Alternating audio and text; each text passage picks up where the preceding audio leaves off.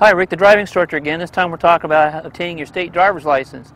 Okay, most states have a two-step process, all right? You have to have the knowledge, know what you're doing out there, and you got to have the experience, okay? The knowledge comes from you taking and completing your state's written test or the knowledge test that usually results in you getting a permit. The permit is usually good up for a year. Doesn't mean that it's going to take a whole year, but it's good for a year because the idea is, you know, maybe it takes a year for you to get all the experience you need to be driving out there with somebody in the car acting as your coach. Remember, the permit means you got to have someone else in the car other than yourself, and most states require they be 18 years or over, 21 years or over, and a licensed driver to act as your coach, which usually means it's got to be somebody, a relative, a cousin, not a brother or sister, or a friend of yours. All right? They want somebody in there that's got some experience that can be a good instructor for you.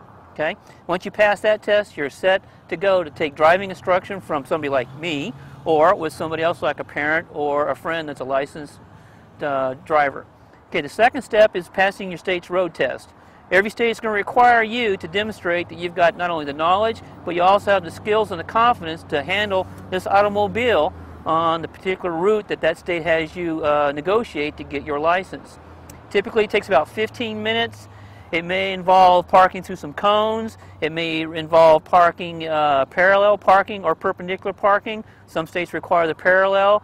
Some states don't. All depends on what your particular state would require you to do.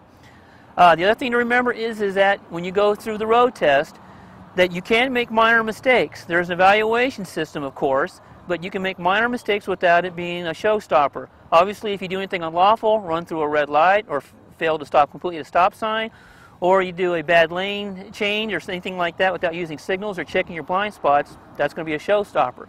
So remember, when they're over there and they're writing things down on that clipboard, they're writing the good things you're doing and the mistakes. You can make minor mistakes. You don't have to be perfect. Once you've accomplished that, then you're ready to go because you've passed the written test. You know what you're supposed to be doing out there, and you've demonstrated by passing the road test that you know what you're supposed to do out there when there's no one there acting as your coach. So those are the two steps you must qualify for in order to get your state driving license. Now, for those that already have a license from a different state, different process. Normally, you've been driving before, and therefore there's no requirement for you to do a road test for that state. However, some states will require you to take their knowledge test again because every state, again, has different laws. So just be prepared that you may have to bone up a little bit on that state's particular laws through obtaining a copy of the handbook for that particular state. Otherwise, it should be no problem changing over your license from, say, a different state to the state you're in right now. Also, the time limit on that. Most states only give you a 30-day time limit. A lot of folks think it could be 3 months or 60 days. It's usually 30 days. So just remember, 30 days is the magic time period for you to obtain the state's driver's license from that particular state if you're going to be there for more than 30 days. So that's what you have to know about obtaining your driver's license in the particular state that you're going to be sharing the road with all the other fellow travelers out there.